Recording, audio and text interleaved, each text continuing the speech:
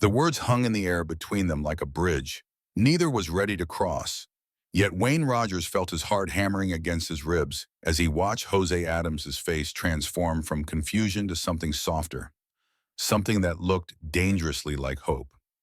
Wayne had just said the words that had been burning in his chest for months, the confession that had kept him awake countless nights, and now Jose was staring at him with those dark eyes that had always seen too much. Jose's voice came out barely above a whisper when he finally spoke. "I don't want to be a burden to you, Wayne. I never wanted that." The words hit Wayne like a physical blow, and he found himself moving across the small space between them on the couch without conscious thought, his hands reaching for Jose's face, thumbs brushing across those sharp cheekbones he had memorized in stolen glances. "You have never been a burden," he said, his voice rough with emotion. "Never. You are the best thing that has ever happened to me, and I should have told you that months ago." Jose's eyes fluttered closed at the touch, and Wayne could see the tension leaving his shoulders, the careful walls he had built around himself finally crumbling. The relief that washed over Jose's features was so profound that Wayne felt his own chest tighten, with a mixture of love and regret for all the time they had wasted dancing around this truth. But to understand how they arrived at this moment, with Wayne's hands cradling Jose's face, and both of them trembling on the edge of something that would change everything, we need to go back to where it all began, 3 months earlier, when Wayne thought he had his life figured out, and Jose was just the quiet guy who worked in the bookstore downstairs from his apartment. Before we see how this ends, to tell us where you're watching from and hype this video in the comments. Wayne Rogers had always prided himself on being the kind of person who had his life together. At 28, he had a decent job at a marketing firm, a tidy apartment in a converted Victorian house, and what he thought was a clear understanding of who he was and what he wanted. He dated women, had relationships that lasted a few months before fizzling out in mutual disinterest, and told himself that he just hadn't met the right person yet. The bookstore on the ground floor of his building had been there for years, a small independent shop that specialized in literary fiction and poetry, the kind of place that survived on the loyalty of a devoted customer base rather than foot traffic. Wayne had walked past it countless times, occasionally glancing through the large front windows at the carefully arranged displays, but he had never actually gone inside until that rainy Tuesday in March when his umbrella broke and he ducked through the first available door. The bell above the entrance chimed softly as he stepped inside, shaking droplets from his jacket, and that was when he first saw Jose Adams. Jose was behind the counter, dark hair falling across his forehead as he bent over an open book, completely absorbed in whatever he was reading. He looked up at the sound of the bell, and Wayne felt something shift in his chest, a small electric jolt that he told himself was just surprise at the intensity of Jose's gaze. "Can I help you find anything?" Jose asked, and his voice was warm, with just a hint of a smile playing at the corners of his mouth. Wayne found himself stammering something about just getting out of the rain, but Jose gestured toward a small seating area near the back of the store where a few mismatched armchairs were arranged around a low table. "You're welcome to wait it out back there," he said. "I just made coffee, if you'd like some." That was how it started, with Wayne accepting a cup of coffee from a stranger and finding himself drawn into a conversation about the book Jose had been reading, a collection of short stories by a writer Wayne had never heard of. Jose spoke about literature with a passion that was infectious, his eyes lighting up as he described the way certain authors could capture the complexity of human emotion in just a few perfectly chosen words. Wayne found himself staying long after the rain had stopped, and when he finally left, Jose pressed a slim volume into his hands. "Try this one," he said. "I think you might like it." Wayne did like it, more than he expected to, and that gave him an excuse to return to the store the following week, then again the week after that. Before long, he was stopping by the bookstore 2 or 3 times a week, sometimes to browse, sometimes to buy a book that Jose recommended, but mostly just to talk. Jose, Wayne learned, had been running the bookstore for 2 years, having inherited it from an elderly aunt who had seen something in him that made her believe he would be the right person to carry on her life's work. He lived in a small apartment above the store, surrounded by towers of books and the kind of comfortable clutter that spoke of a life lived thoughtfully rather than ambitiously. Wayne began to look forward to these conversations with an intensity that surprised him. Jose had a way of listening that made Wayne feel heard in a way he rarely experienced, as if every word he spoke was being carefully considered and valued. They talked about books, about movies, about their childhoods and their dreams, and Wayne found himself sharing things he had never told anyone else. It was during one of these conversations, about 6 weeks after that first rainy day, that Wayne first began to notice the way Jose's hands moved when he talked, the graceful gestures that accompanied his words. He noticed the small scar above Jose's left eyebrow, the way his eyes crinkled when he laughed, the particular shade of brown that reminded Wayne of coffee with just a touch of cream. These observations came to him gradually, almost without his conscious awareness, until one afternoon when Jose was telling him about a book he was excited about, Wayne realized he was watching Jose's mouth more than listening to his words. The realization hit him like a small shock, and he felt heat rise in his cheeks as he quickly looked away. That night, Wayne lay in bed staring at the ceiling, trying to make sense of what he was feeling. He had never been attracted to men before, had never even considered the possibility, but there was no denying the way his pulse quickened when Jose smiled at him, or the way he found himself thinking about Jose at odd moments throughout the day. He told himself it was just friendship, just appreciation for someone who shared his newly discovered love of literature. But the explanation felt hollow, even as he tried to convince himself of its truth. The turning point came on a Thursday evening in early May. Wayne had stopped by the store just as Jose was closing up, and Jose invited him upstairs for dinner. It was a simple meal, pasta with vegetables that Jose prepared while Wayne sat at the small kitchen table, watching the easy way Jose moved around the space, completely at home in his own skin. They ate by the window that overlooked the street, the spring evening light casting everything in a golden glow, and Wayne felt a contentment he had never experienced before. This was what he had been searching for without knowing it, this sense of rightness, of being exactly where he belonged. After dinner, they moved to Jose's living room, settling on opposite ends of an old couch that had probably seen better days but was incredibly comfortable. Jose had put on some music, something soft and instrumental that filled the comfortable silences between their conversation. They were talking about travel, about places they wanted to see, when Jose mentioned a trip he had taken to Italy the previous year. He described walking through the narrow streets of Florence at sunset, the way the light reflected off the ancient buildings, and Wayne found himself imagining being there with Jose, sharing that experience. The thought came so naturally, so automatically, that it took Wayne a moment to realize what he had been picturing. When the realization hit him, he felt his chest tighten with something between panic and recognition.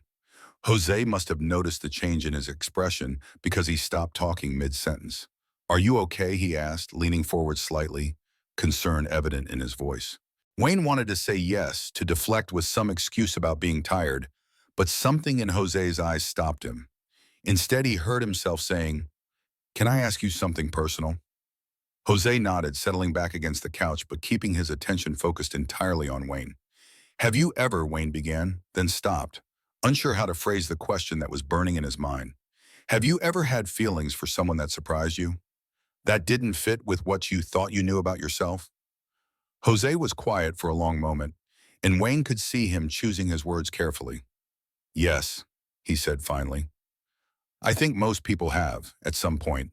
Feelings don't always follow the neat categories we try to put them in." Wayne felt something loosen in his chest at Jose's response, at the gentle acceptance in his voice.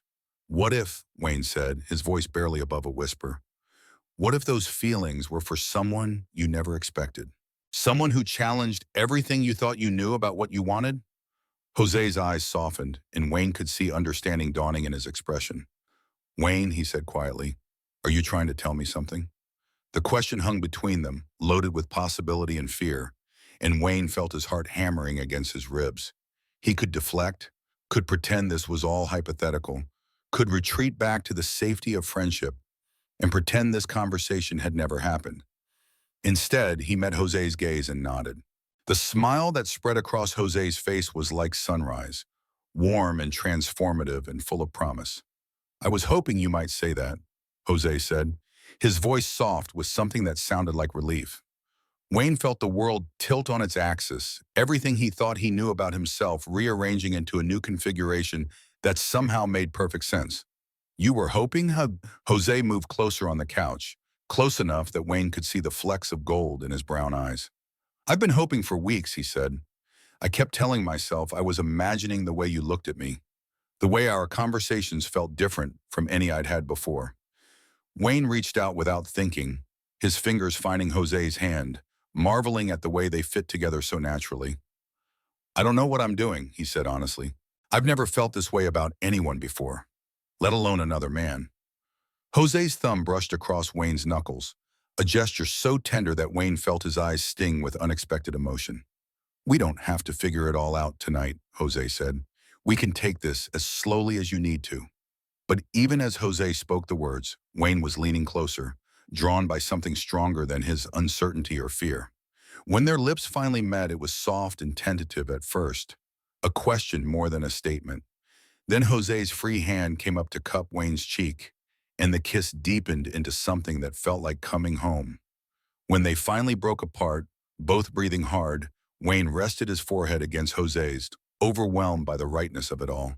"This is terrifying," he whispered. Jose's laugh was soft and understanding. "The best things usually are," he said. That was the beginning of everything, the moment when Wayne's carefully ordered world exploded into something messier and more beautiful than anything he had imagined possible. They spent the rest of the evening talking, kissing, exploring this new territory between them, with the careful wonder of people who knew they were crossing a line they could never uncross. Wayne went back to his apartment that night with his head spinning and his heart full. But as the days passed, the fear began to creep in. What did this mean for his identity, for the life he had built? What would people say? What would his family think? He found himself pulling back slightly, not avoiding Jose entirely, but keeping their interactions more casual, more friendly. If Jose noticed the change, he didn't comment on it, but Wayne could see the questions in his eyes, the careful way he seemed to be giving Wayne space to work through whatever he was feeling. It was during this period of uncertainty that Wayne made what he would later recognize as a mistake. He started dating a woman named Elizabeth Peterson, a colleague from work who had asked him out for drinks after a particularly successful project presentation. Elizabeth was smart and funny and attractive, and Wayne told himself that maybe what had happened with Jose had been an anomaly, a moment of confusion that didn't need to define anything. But even as he sat across from Elizabeth at dinner, listening to her talk about her work as a graphic designer, Wayne found his mind wandering to Jose. He compared Elizabeth's laugh to the way Jose's eyes crinkled when he found something amusing. He noticed that Elizabeth's perfume, while pleasant, lacked the subtle warmth of Jose's natural scent. Every comparison felt like a betrayal, both to Elizabeth and to the truth Wayne was trying so hard to avoid. The relationship with Elizabeth lasted 6 weeks. 6 weeks during which Wayne tried desperately to convince himself that this was what he wanted, what he was supposed to want, but the harder he tried to force the feelings, the more hollow everything felt. Elizabeth deserved someone who could love her completely, not someone who was using her as a shield against his own confusion. When Wayne finally ended things with Elizabeth, he was as gentle as he could be, telling her that he wasn't ready for a serious relationship, that his feelings weren't where they needed to be for something real. She took it better than he had expected, admitting that she had sensed his emotional distance and had been wondering if she had done something wrong. "You're a good guy, Wayne," she said as they stood outside the restaurant where he had taken her to have the conversation. "I hope you figure out whatever it is you're looking for." Her words stayed with him as he walked home, and for the first time in weeks, Wayne allowed himself to really think about what he was looking for. The answer came to him with startling clarity. He was looking for Jose. He had been looking for Jose all along, even before he knew Jose existed. But when Wayne went to the bookstore the next day, ready to apologize and explain, he found a young woman behind the counter instead of Jose. She introduced herself as Marie Ruiz, Jose's part-time employee, and explained that Jose had gone to visit family in California and wouldn't be back for 2 weeks. The disappointment Wayne felt at this news was so acute it was almost physical. 2 weeks felt like an eternity, but it also gave him time to think, to really examine what he wanted and what he was willing to risk for it. He spent those 2 weeks reading every book Jose had ever recommended to him, finding pieces of Jose's personality in each selection, understanding more about the man who had changed his life so completely. He wrote letters he never intended to send, trying to find the words to explain what Jose meant to him, how sorry he was for pulling away when he should have been moving closer. When Jose finally returned, Wayne was waiting outside the bookstore at opening time, pacing nervously on the sidewalk. Jose looked surprised to see him, but his smile was warm and genuine, without a trace of resentment or hurt. "Wayne," Jose said, unlocking the door to the store, "I wasn't sure if I'd see you again." The words hit Wayne like a punch to the gut, the realization that his behavior might have driven Jose away permanently. "I'm sorry," he said, following Jose into the store. "I'm so sorry for the way I've been acting. I know I hurt you, and I hate myself for that." Jose turned to face him, and Wayne could see the careful guardedness in his expression, the way he was protecting himself from potential disappointment. "You don't owe me an apology, Wayne. We kissed once. That doesn't mean anything had to change between us." But Wayne shook his head, stepping closer. "It does mean something. It means everything. I was just scared, and I handled it badly. And I hurt you in the process." Jose studied his face for a long moment, and Wayne could see him weighing Wayne's words against his own hurt. "What are you saying, Wayne?" Wayne took a deep breath, knowing that this was his moment, his chance to be honest about what he felt and what he wanted. "I'm saying that these past 2 weeks without you have been the longest of my life. I'm saying that I tried to pretend what happened between us didn't matter. And I was wrong. I'm saying that I think I'm falling in love with you, and that terrifies me. But not as much as the thought of losing you does." The transformation in Jose's expression was immediate and profound, the careful guardedness melting away to reveal hope and relief and something that looked very much like love. "Wayne," he said softly, stepping closer until there was barely any space between them. "I know I don't have any right to ask this," Wayne continued, his voice shaking slightly with the weight of what he was saying. "But would you be willing to give me another chance? To let me prove that I can be brave enough to deserve what we might have together?" Jose's answer came not in words, but in action, his hands reaching up to frame Wayne's face, thumbs brushing across his cheekbones in a gesture so tender it made Wayne's chest ache. "Of course," Jose whispered. "I've been hoping you'd come back to me." When Jose kissed him this time, it was different from that first tentative exploration weeks earlier. This kiss was a promise, a commitment, a declaration of intent that left Wayne breathless and certain in a way he had never been about anything in his life. They spent the morning in the store talking through everything that had happened, Wayne explaining his fears and his confusion, Jose sharing his own hurt and hope. It was the kind of conversation that could only happen between people who cared enough about each other to be completely honest, even when the truth was difficult. "I don't know how to do this," Wayne admitted as they sat together on the couch in the back of the store, Jose's hand warm in his. "I don't know how to be in a relationship with a man. I don't know what people will say or how my family will react." Jose squeezed his hand gently.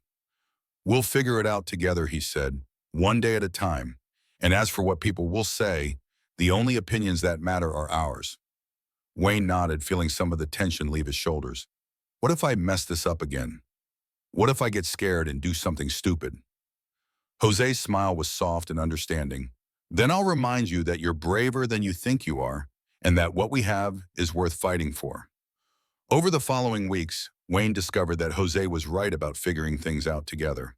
They took things slowly, Wayne gradually becoming more comfortable with the physical aspects of their relationship, with the way Jose's touch made him feel, with the way his own body responded to this new kind of intimacy.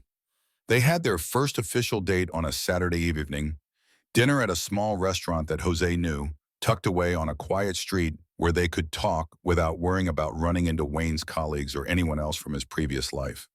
Wayne was nervous at first, hyper-aware of every gesture, every glance, but Jose's easy conversation and gentle humor soon put him at ease.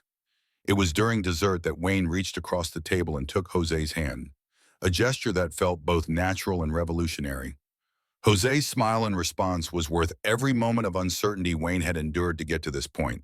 They walked home slowly, in no hurry to end the evening, and when they reached Wayne's building, Jose accepted his invitation to come upstairs.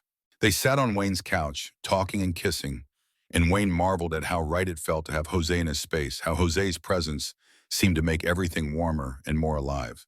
When Jose mentioned that it was getting late and he should probably head home, Wayne found himself asking, What if you stayed? The words came out before he could second-guess himself, and he felt his cheeks warm with embarrassment at his own boldness. Jose's eyes softened, and he leaned closer to press a gentle kiss to Wayne's lips. Are you sure? Wayne nodded, more certain than he had been about anything in months. I'm sure.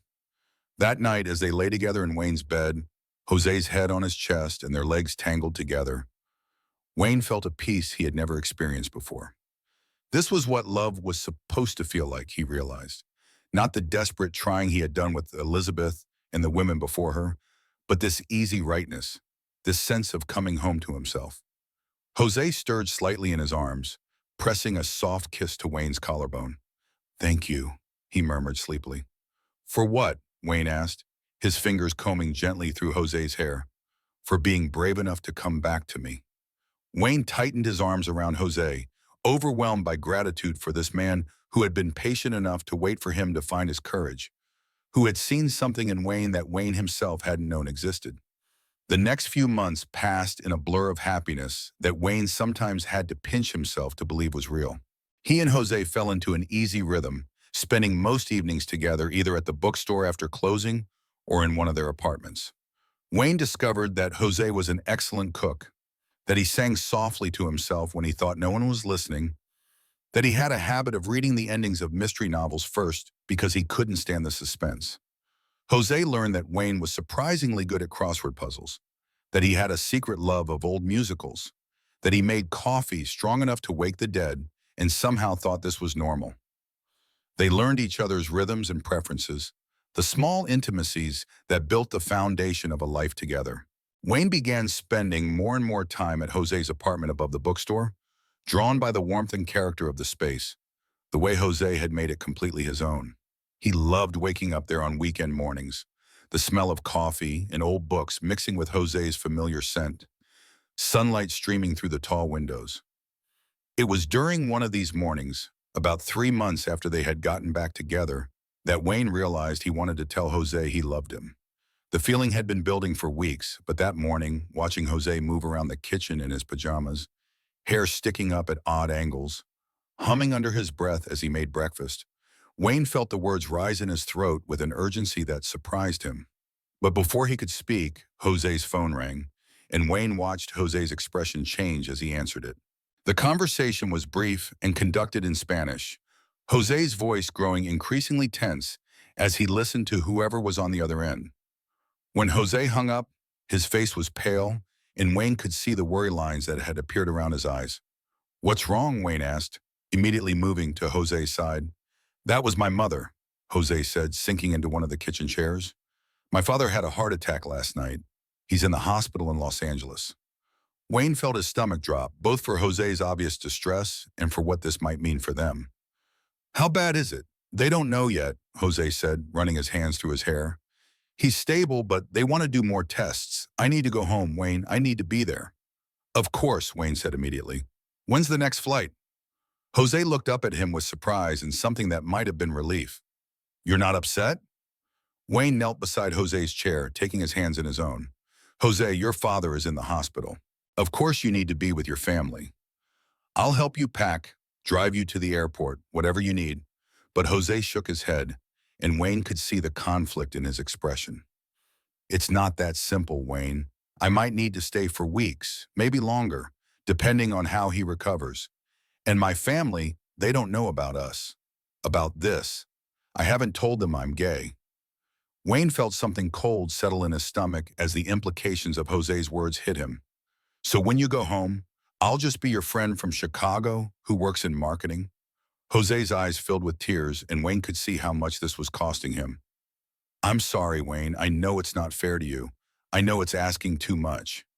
Wayne was quiet for a long moment, processing what Jose was telling him, the way this crisis was forcing them to confront aspects of their relationship they hadn't fully addressed yet. Finally, he squeezed Jose's hands and looked directly into his eyes. It's not asking too much, he said firmly. Your father's health is the most important thing right now. We can figure out everything else later. Jose's relief was visible, but Wayne could still see the worry and guilt in his expression. What if it's months, Wayne? What if I have to stay to help take care of him? I can't ask you to put your life on hold indefinitely. Wayne stood and pulled Jose up with him, wrapping his arms around him and holding him close. "You're not asking me to put my life on hold," he said into Jose's hair. "You are my life. Whatever happens, we'll figure it out together." They spent the rest of the morning making arrangements, Wayne calling in favors to get Jose on a flight that afternoon, while Jose packed and made arrangements for the bookstore. Marie agreed to manage things while Jose was away, and Wayne promised to check in on the store regularly. At the airport, their goodbye was necessarily brief and public, a hug that lasted perhaps a moment too long to be entirely platonic, Wayne's whispered promise to call every day, Jose's quiet thank you for understanding. The weeks that followed were some of the most difficult of Wayne's life. Jose's father's condition stabilized, but his recovery was slow, and Jose found himself staying in Los Angeles indefinitely, helping his mother navigate insurance and medical decisions while trying to keep the family business running. Their phone calls became the highlight of Wayne's days, long conversations late at night when Jose could finally steal some private time. Jose told him about his father's progress, about his mother's strength and stubbornness, about his teenage nephew who was struggling with the family crisis.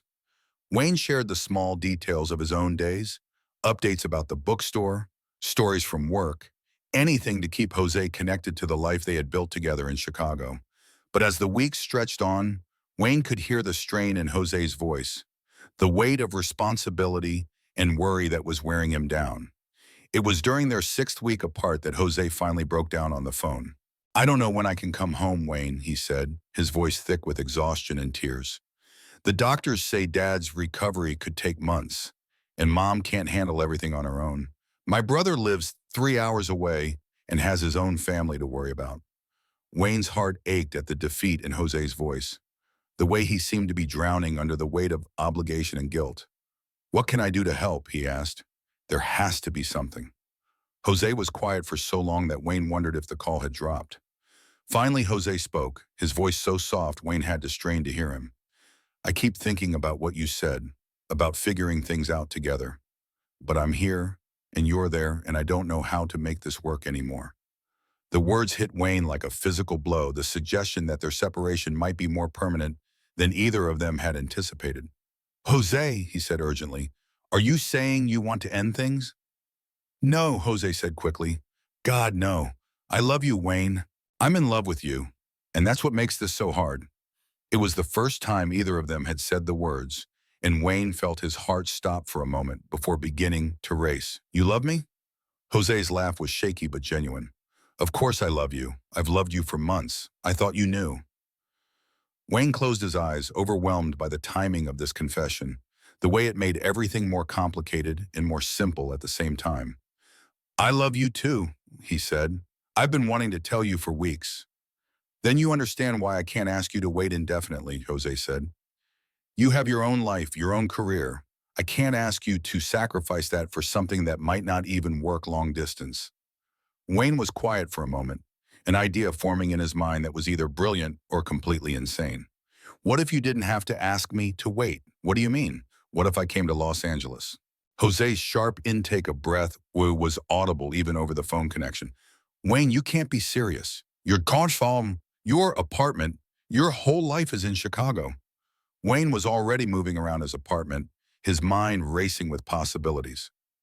"I can work remotely for a while. My lease is up for renewal next month anyway. And Los Angeles is a big city. I'm sure there are marketing firms there that would be interested in someone with my experience." Jose was quiet for so long that Wayne began to worry he had overstepped, that his impulsive suggestion had revealed too much too soon. Finally, Jose spoke, his voice carefully controlled. "Wayne, that's incredibly generous, but I can't let you uproot your entire life for me, especially when I don't know how long I'll need to be here or what my family situation will look like." But Wayne could hear something underneath Jose's protest, a note of hope that told him Jose wanted this as much as he did. "What if it's not just for you?" he said. "What if it's for us? What if it's because I can't imagine my life without you in it, and I'd rather figure out how to build a new life in Los Angeles than try to maintain the old one in Chicago without you?" Jose's breathing was shaky when he responded. "You would really do that? Leave everything behind to be with me?" Wayne thought about his apartment, his job, the comfortable routine he had built in Chicago. Then he thought about the past 6 weeks without Jose, the way everything had felt muted and incomplete, the way he had been going through the motions of his life without really living it. I wouldn't be leaving everything behind, he said. I'd be taking the most important thing with me. Jose was crying now. Wayne could hear it in his voice when he spoke. I love you so much it scares me sometimes. Wayne smiled, feeling lighter than he had in weeks. Good scary or bad scary? Good scary, Jose said with a shaky laugh. Definitely good scary. They talked for another hour, making tentative plans, Wayne promising to look into remote work options, and Jose agreeing to talk to his family about Wayne visiting. When they finally hung up, Wayne felt energized in a way he hadn't since Jose left, filled with purpose and determination. The logistics turned out to be easier than Wayne had expected. His company was surprisingly open to letting him work remotely, especially given his strong performance record and the fact that most of his projects could be managed via video calls and email. His landlord was understanding about breaking his lease early, and Wayne realized that he had accumulated far fewer possessions than he had thought. 2 weeks later, Wayne was on a plane to Los Angeles, his entire life packed into 3 suitcases and a laptop bag. Jose met him at the airport, and Wayne felt his heart stop at the sight of him. 6 weeks apart had made Jose seem somehow more beautiful, more precious. And when they embraced in the middle of the arrivals terminal, Wayne didn't care who was watching. Jose had found them a small, furnished apartment near his family's neighborhood, and Wayne marveled at how quickly it began to feel like home with Jose's presence filling the space. They fell back into their rhythm easily, but with a new depth that came from having chosen each other so deliberately, having made such significant sacrifices to be together. Meeting Jose's family was nerve-wracking, but Wayne found himself genuinely liking Jose's parents and siblings, appreciating their warmth and humor despite the language barrier that sometimes made conversation challenging. Jose introduced Wayne as his very good friend who had come to help during the family crisis, and Wayne tried not to let the necessary deception sting too much. Jose's father, recovering slowly but steadily, took an immediate liking to Wayne, perhaps sensing a kindred spirit in Wayne's quiet attentiveness and dry sense of humor. Wayne found himself spending hours at the hospital, reading to Jose's father, or simply sitting with him while Jose and his mother dealt with medical appointments and insurance paperwork. It was during one of these hospital visits, about a month after Wayne's arrival in Los Angeles, that Jose's father asked Wayne a question that caught him completely off guard. You love my son, don't you? The older man said in heavily accented English, his eyes sharp despite his physical weakness.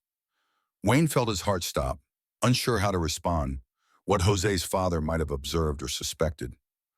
I care about Jose very much, he said carefully. He's a wonderful person. Jose's father smiled, a knowing expression that made Wayne wonder how much he had given away. He is wonderful, the older man agreed, and he is happier since you came here. I have not seen him smile so much in years. Wayne felt his chest tighten with emotion at the observation, at the idea that his presence had brought Jose such visible joy. He makes me happy too, Wayne said honestly. Jose's father nodded as if this confirmed something he had already suspected. Good, he said. Everyone deserves to be happy. Everyone deserves to be loved. The conversation stayed with Wayne for days, the way Jose's father had seemed to see right through their careful facade to the truth beneath. When Wayne finally told Jose about it, Jose's reaction was a mixture of surprise and something that looked like relief. He's always been perceptive, Jose said as they lay in bed that night, Wayne's arms wrapped around him from behind. I sometimes wonder if he knows more than he's letting on. Would that bother you? Wayne asked, pressing a kiss to the back of Jose's neck. Jose was quiet for a moment, considering. I thought it would, but honestly, I'm getting tired of hiding. Tired of pretending you're just a friend when you're so much more than that. Wayne tightened his arms around Jose, understanding the conflict he was feeling. Your family loves you, he said. When you're ready to tell them, I think they'll surprise you with how accepting they are. Jose turned in Wayne's arms to face him, his expression serious in the dim light filtering through the bedroom curtains. What if I'm ready now? Wayne searched Jose's face, looking for any sign of doubt or uncertainty. Are you sure? Jose nodded slowly. I've been thinking about it for weeks, about how much energy I spend hiding, how much of myself I have to hold back when I'm with them. I don't want to live that way anymore. They decided to tell Jose's family together, choosing a Sunday afternoon when everyone would be gathered for their weekly family dinner. Wayne's nerves were almost overwhelming as they drove to Jose's childhood home. But Jose seemed calmer than Wayne had seen him in weeks, as if the decision itself had lifted a weight from his shoulders. The conversation happened naturally, arising from Jose's mother's casual question about when Wayne would be returning to Chicago. Jose took a deep breath and said, "Actually, Mom, there's something we need to tell you all."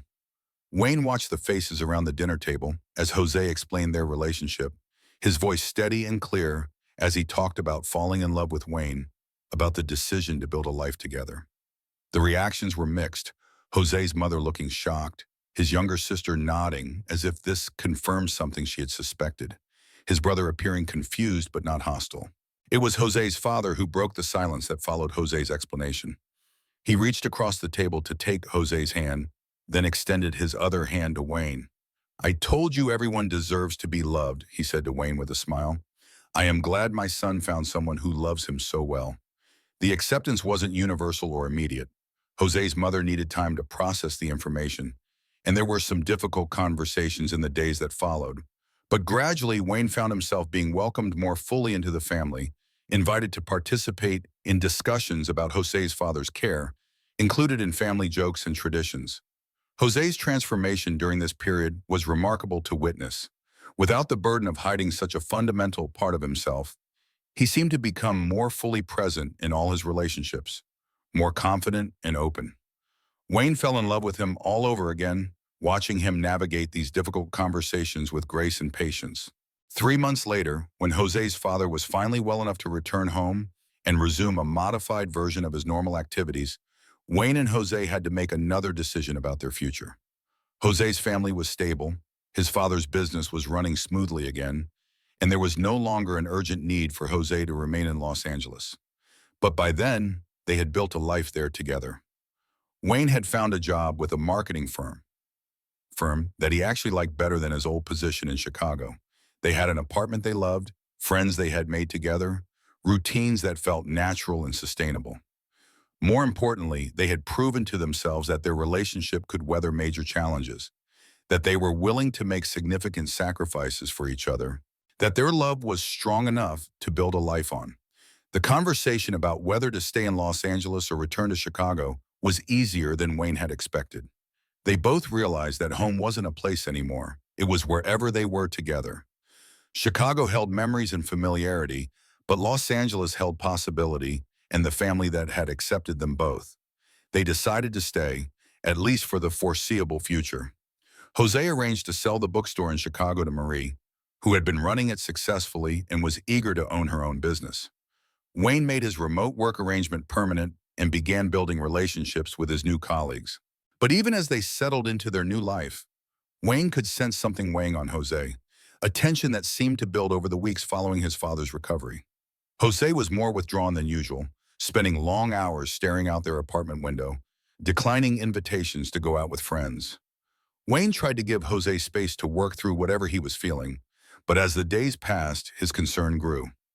Finally, on a Thursday evening as they sat together on their couch, Wayne decided he couldn't wait any longer to address what was happening.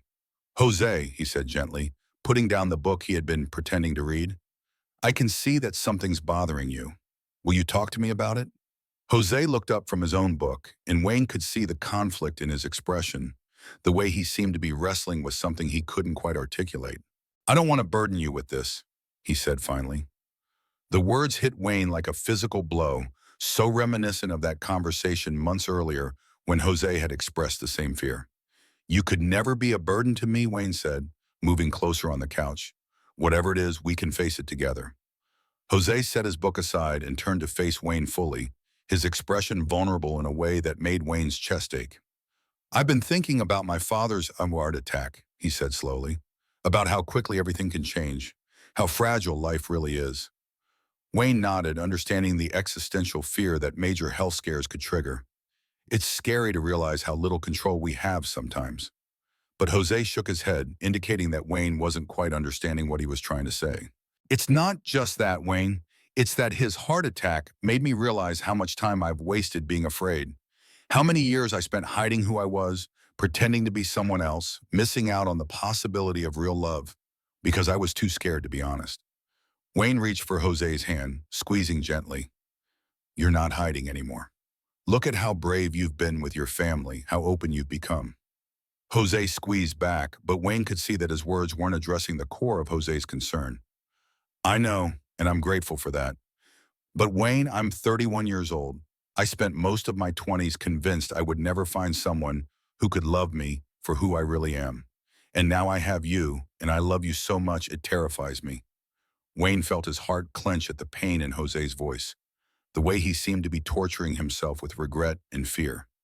Jose, he said softly, where is this coming from? Jose took a shaky breath, and Wayne could see him gathering courage for whatever he was about to say. I want more, Wayne. I want everything with you. I want to wake up next to you every morning for the rest of my life. I want to buy a house together and adopt a dig and fight about whose turn it is to do the dishes. I want to grow old with you. Wayne felt his heart begin to race as he understood what Jose was really saying. Those all sound like wonderful things, he said carefully. But Jose pulled his hand away, standing up abruptly and beginning to pace around their small living room. That's just it, Wayne. They sound wonderful to me, but what if they don't to you? What if you're not ready for that level of commitment? What if asking for those things makes me a burden you didn't sign up for? Wayne stood as well, moving to intercept Jose's pacing, placing his hands on Jose's shoulders to still him. Jose, look at me, he said firmly.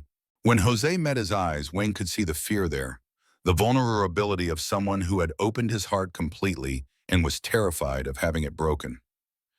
Do you remember what I told you the day I came back to the bookstore? Wayne asked, when I apologized for pulling away.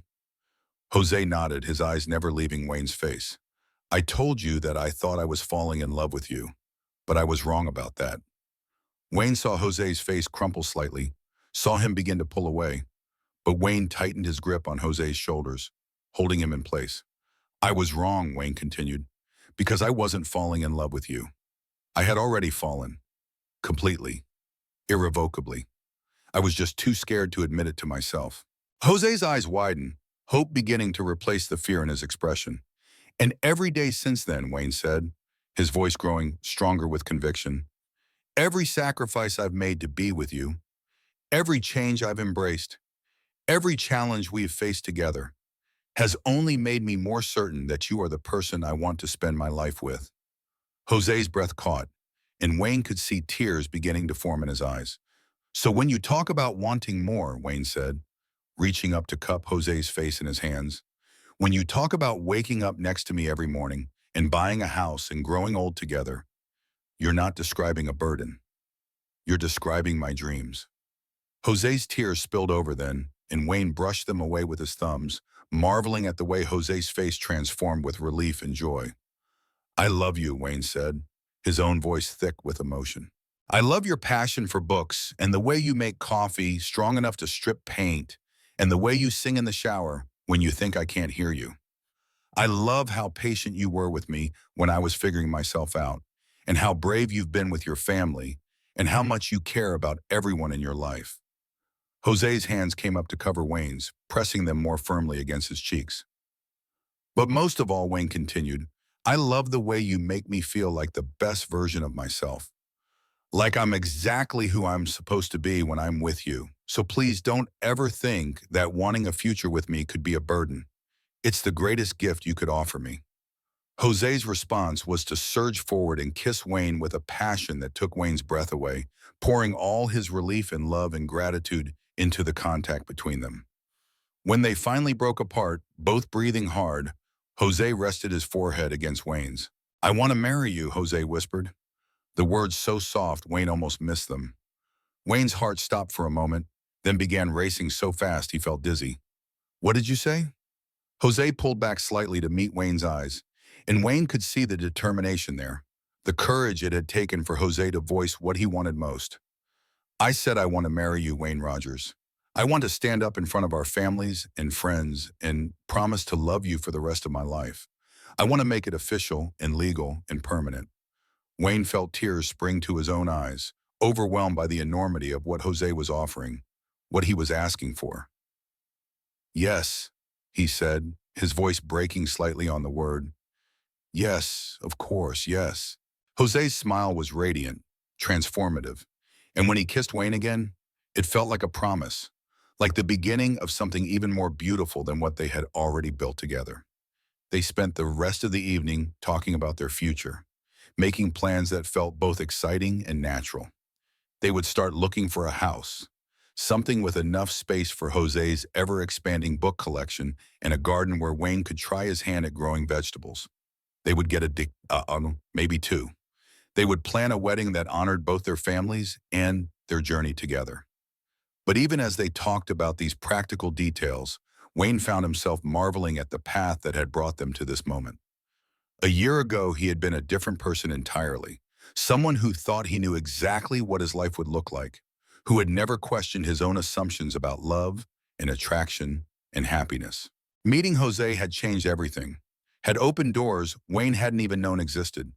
But more than that, Jose had seen something in Wayne that Wayne himself hadn't recognized, had been patient enough to wait for Wayne to find his courage, generous enough to forgive Wayne's mistakes and fears. As they lay in bed that night, Wayne's engagement ring, a simple band they had chosen together just hours after their impromptu proposal, catching the light from the street lamp outside their window, Wayne thought about the conversation that had started all of this. Jose's fear that he might be a burden, Wayne's immediate and visceral rejection of that possibility. But now Wayne understood that the fear itself was part of what made their love so precious. Jose's awareness of what Wayne had given up to be with him, his gratitude for Wayne's sacrifices, his determination not to take Wayne's love for granted, these things weren't burdens at all. They were the foundation of a relationship built on mutual respect and appreciation, on the understanding that love was both a gift and a choice that had to be made every day. Wayne had chosen Jose not just once, but repeatedly, in every decision to stay when leaving would have been easier, in every moment when he had pushed past his own fear and uncertainty to embrace something unknown. And Jose had chosen him back, had trusted Wayne with his heart despite his own history of hiding and self-protection. 6 months later, they were married in Jose's parents' backyard, surrounded by family and friends who had watched their love story unfold with joy and support. Marie flew in from Chicago, bringing with her a first edition of the book Jose had given Wayne on that first rainy day, a gift that made both men cry during the reception. Wayne's own family, initially surprised by his engagement to a man, had been won over by Jose's warmth and humor, by the obvious happiness Wayne radiated whenever Jose was near. His mother had pulled Wayne aside during the wedding planning to tell him she had never seen him so content, so completely himself. As they exchanged vows, Wayne looked into Jose's eyes and saw their entire future reflected there. There would be challenges, he knew, moments of doubt and difficulty that would test their commitment to each other. But there would also be countless ordinary moments of joy, lazy Sunday mornings and shared meals, and the quiet satisfaction of building a life together. When the officiant pronounced them married and they kissed for the first time as husbands, Wayne felt the same sense of rightness he had experienced that first night in Jose's apartment, the feeling of coming home to himself. But now it was magnified, deepened by everything they had been through together, everything they had chosen to build and share. The reception was a joyful blur of dancing and toasts and congratulations. But Wayne's favorite moment came near the end of the evening. He and Jose had stolen a few minutes alone on the back porch, away from the celebration, just breathing in the warm California air and marveling at the fact that they were actually married. Do you remember, Jose said, taking Wayne's hand and playing with the new wedding ring there? What you said to me the night I told you I didn't want to be a burden? Wayne smiled, remembering that conversation, how it had felt like such a turning point in their relationship. I told you that you never were, and you never could be. Jose nodded, bringing Wayne's hand to his lips to press a soft kiss to his knuckles. I've been thinking about that a lot lately, about how the things we think might be burdens, the parts of ourselves we're afraid to share, sometimes turn out to be the very things that make love possible. Wayne considered this, understanding what Jose meant. His own confusion about his sexuality, his fear of change, his initial resistance to what he felt for Jose, all of these things that had seemed like obstacles had actually been part of the journey that brought them together. If I hadn't been scared, Wayne said slowly, if I hadn't pulled away and made mistakes, maybe we wouldn't have learned how to fight for each other. maybe we wouldn't have discovered how much we were willing to sacrifice to be together. Jose smiled, that radiant expression that still had the power to make Wayne's heart race. Exactly, our struggles didn't make us weaker, they made us stronger. They sat in comfortable silence for a while, listening to the sounds of their wedding reception continuing inside, the laughter and music that celebrated not just their marriage, but the love that had made it possible. I have something for you, Jose said eventually, reaching into his jacket pocket to pull out a small wrapped package. Wayne accepted it with curiosity, carefully unwrapping it to reveal a slim leather journal. He opened it to find the first page inscribed in Jose's careful handwriting. For Wayne, it read, who taught me that love is not a burden, but a gift, and that the bravest thing we can do is trust someone else with our whole heart.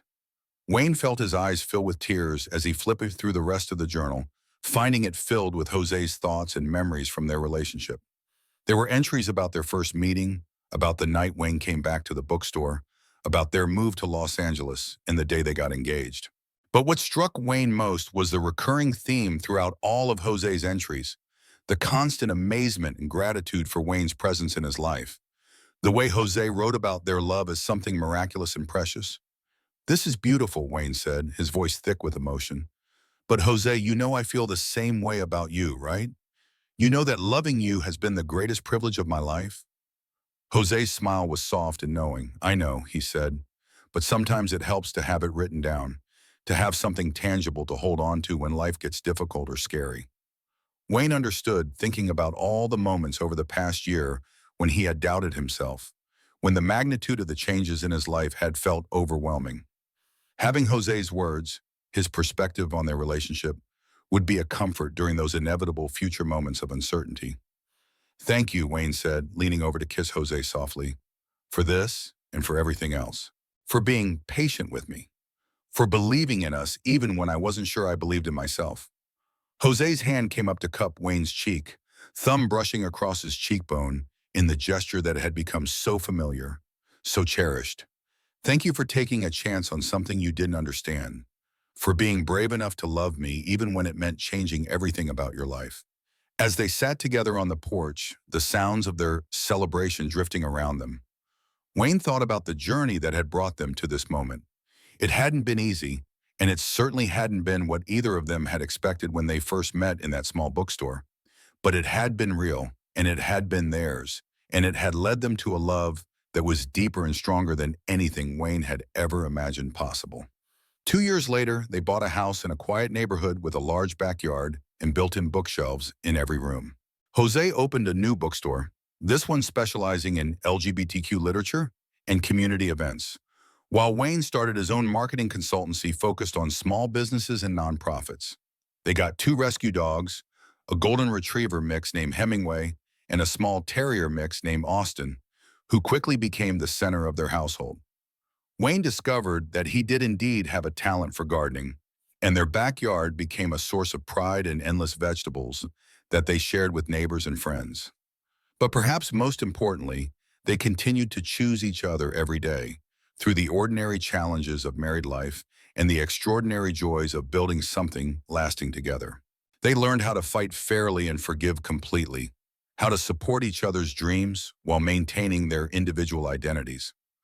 Wayne never stopped marveling at the way Jose could surprise him, the way their relationship continued to deepen and evolve even as it became more stable and secure. Jose never stopped being grateful for Wayne's presence in his life, for the way Wayne had been willing to reimagine his entire future to include love he hadn't known he was looking for. On their 3rd wedding anniversary, as they sat in their backyard garden, sharing a bottle of wine, and watching Hemingway and Austin chase fireflies in the gathering dusk, Wayne reflected on how different his life was from what he had planned, how much richer and more meaningful it had become. I was thinking today, Wayne said, reaching over to take Jose's hand, about that conversation we had before we got married, about burdens and gifts and the things we're afraid to want. Jose smiled, squeezing Wayne's fingers. What about it? I was thinking about how wrong we both were, Wayne said. Not about loving each other, but about the idea that wanting more could ever be a burden. Jose raised an eyebrow, curious about where Wayne was going with this thought. Because the truth is, Wayne continued, wanting more with you, wanting everything with you, isn't a burden at all. It's the most natural thing in the world. It's like breathing or like the way plants grow towards sunlight. It's just what love does when it's real and healthy and right. Jose's eyes softened, and Wayne could see the understanding and agreement in his expression. And more than that, Wayne said, his voice growing more confident as he articulated something he had been feeling, but hadn't quite been able to put into words. I think we were wrong to be afraid of being burdens to each other, because the truth is, we are burdens to each other, in the best possible way. Jose looked puzzled now, and Wayne hurried to explain what he meant.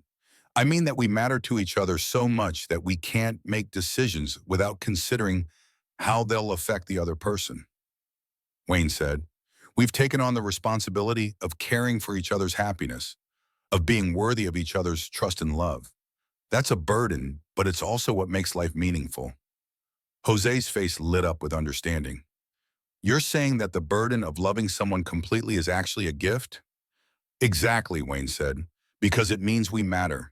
It means our lives have weight and significance beyond just ourselves. It means we found something worth carrying. Jose leaned over to kiss Wayne softly, a kiss that tasted like wine and contentment in the promise of many more anniversaries to come. I love the way your mind works, he murmured against Wayne's lips. As the evening deepened around them, Wayne thought about the scared, confused man he had been when he first walked into Jose's bookstore. That man could never have imagined this life, this love, this sense of complete rightness and belonging. But he was grateful for that scared man's eventual courage, for his willingness to step into the unknown and trust in something he couldn't fully understand. Because that leap of faith had led to everything beautiful in Wayne's life.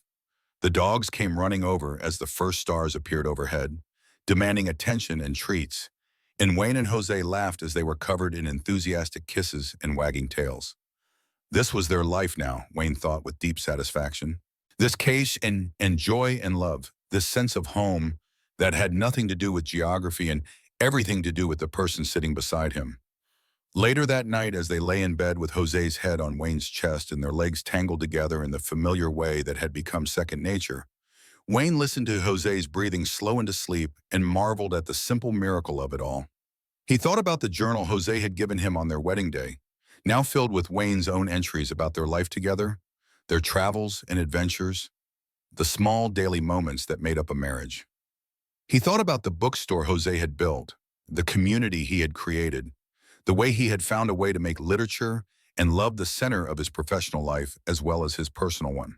He thought about his own unexpected career change, the satisfaction he found in helping small businesses tell their stories, the way his work now felt connected to his values in a way his old job never had. But mostly he thought about the conversation they had shared earlier, about burdens and gifts and the weight of loving someone completely. Because Wayne had come to understand that Jose had been right to worry about being a burden. Not because loving him was difficult, but because loving him had changed everything about Wayne's life. Jose had been a burden in the sense that he had forced Wayne to examine every assumption he had made about himself, to question every plan he had made for his future, to step outside his comfort zone in ways that were sometimes terrifying. But that burden had been the greatest gift Wayne had ever received, because it had led him to a life that was authentically his own, a love that was real and deep and transformative. As Jose stirred slightly in his sleep, pressing closer to Wayne's warmth, Wayne tightened his arms around his husband and smiled into the darkness. Tomorrow would bring new challenges and new joys, new opportunities to choose each other and build something beautiful together. But tonight, Wayne was exactly where he belonged, carrying the sweet burden of Jose's love and trust, grateful beyond words for the scared, confused man he had once been, and the brave, loving man Jose had helped him become. The last thing Wayne thought before sleep claimed him was how perfectly Jose had been wrong that night months ago when he had worried about being a burden. Because the truth was, Jose Adams had never been a burden at all. He had been a revelation, a revolution, a coming home. He had been love itself, in all its terrifying, transformative, absolutely essential glory. And Wayne Rogers had been brave enough finally to let himself be changed by it completely.